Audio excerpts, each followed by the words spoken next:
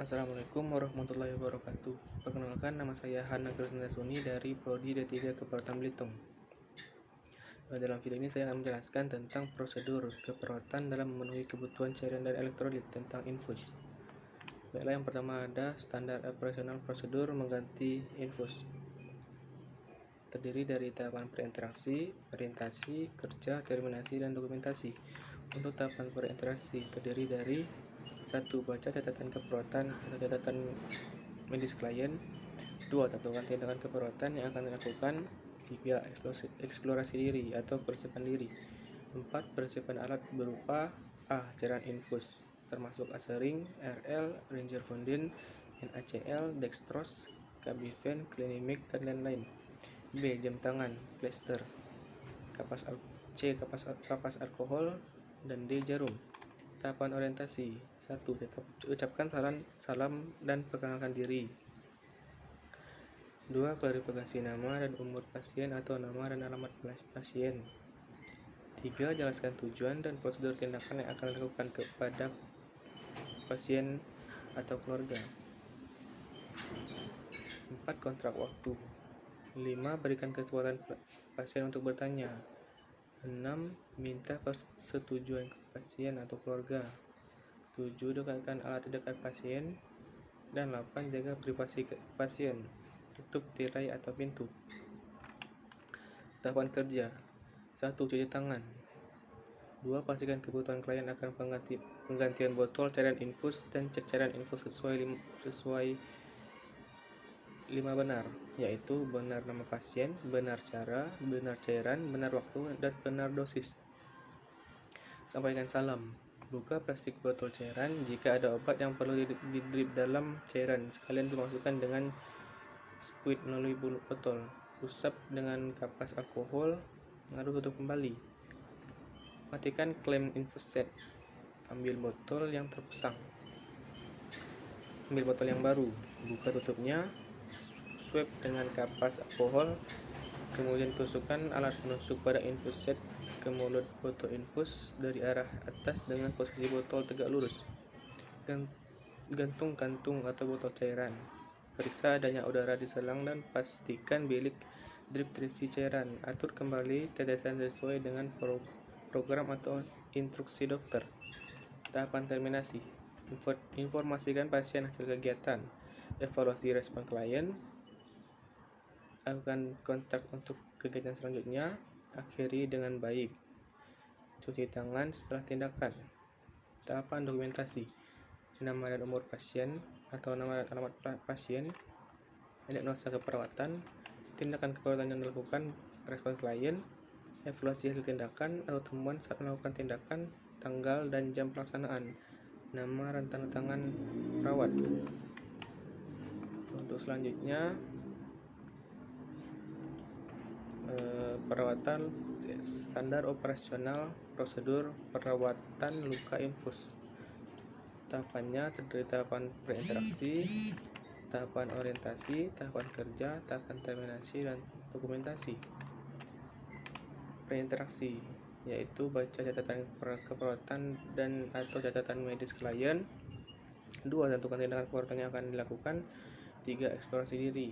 4. Persiapan alat terdiri dari A. Perlak dan pengalas, B. Kapas alkohol, C. Instrumen steril, D. Bengkok, E. Kasa steril, F. Sarung tangan, G. Larutan antiseptik, H. Plester, I. Pinset bersih, J. Gunting bersih, dan terakhir betadine.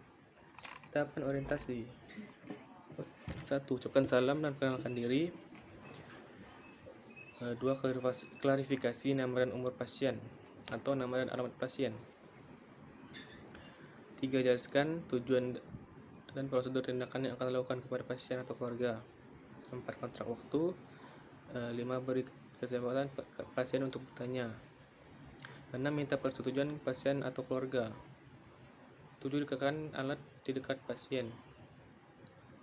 8. Jaga privasi klien. Tutup tirai atau pintu. Tahapan kerja. Cuci tangan. Menggunakan sarung tangan.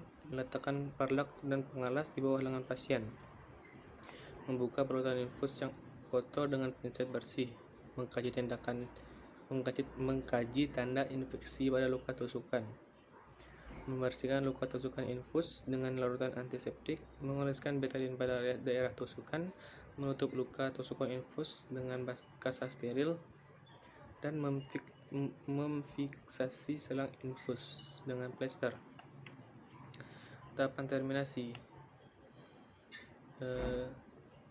informasikan pasien hasil kegiatan, evaluasi respon klien, lakukan kontrak untuk kegiatan selanjutnya, akhiri dengan baik, lalu cuci tangan setelah tindakan. Tahapan dokumentasi: nama dan umur pasien atau nama dan alamat pasien, masa keperawatan, tindakan keperawatan yang dilakukan, respon pasien, evaluasi hasil tindakan saat melakukan tindakan, tanggal dan jam pelaksanaan, serta nama dan tanda tangan perawat. Untuk selanjutnya, standar operasional prosedur memonitor cairan infus. Terdiri dari tahapan perinteraksi, orientasi, tahap kerja, terminasi, dan dokumentasi.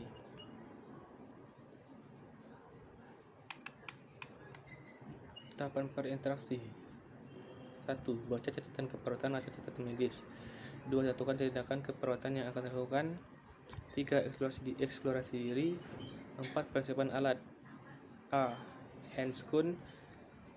B. Jam. Tahapan orientasi: ucapkan salam dan perkenalkan diri. Klarifikasi nama dan umur pasien atau nama dan alamat pasien. Jelaskan tujuan dan prosedur tindakan yang akan dilakukan kepada pasien atau keluarga. Kontrak waktu: beri kesempatan pasien untuk bertanya, minta persetujuan pasien atau keluarga. Tahapan kerja: cuci tangan, mengatur laju tetesan infus. Tetesan infus diatur sesuai program pengobatan, tidak boleh terlalu cepat ataupun lambat. Mengganti botol infus apabila cairan sudah berada di leher botol dan tetesan masih berjalan. Sebaiknya prosedur ini dilakukan dalam 24 jam untuk mencegah flebitis dan pembentukan trombus. 14. Selanjutnya, mengganti selang infus apabila sudah digunakan paling lambat 3 kali 24 jam. Mengacu kepada Centers for Disease Control agar tidak lebih dari 2 kali 24 jam. Menghentikan terapi apabila program terapi sudah selesai. Merapikan alat dan mencuci tangan. Tahapan terminasi: informasikan pasien hasil kegiatan, evaluasi respon pasien, lakukan kontrak untuk kegiatan selanjutnya, akhiri dengan baik, dan cuci tangan setelah tindakan. Tahapan dokumentasi: nama dan umur pasien dan atau nama dan alamat pasien. Diagnosa keperawatan, tindakan keperawatan yang dilakukan, respon pasien, evaluasi hasil tindakan saat melakukan tindakan, tanggal dan jam pelaksanaan, serta nama dan tanda tangan perawat. Baiklah, sekian dari yang dapat saya jelaskan tentang prosedur keperawatan dalam memenuhi kebutuhan cairan dan elektrolit tentang infus.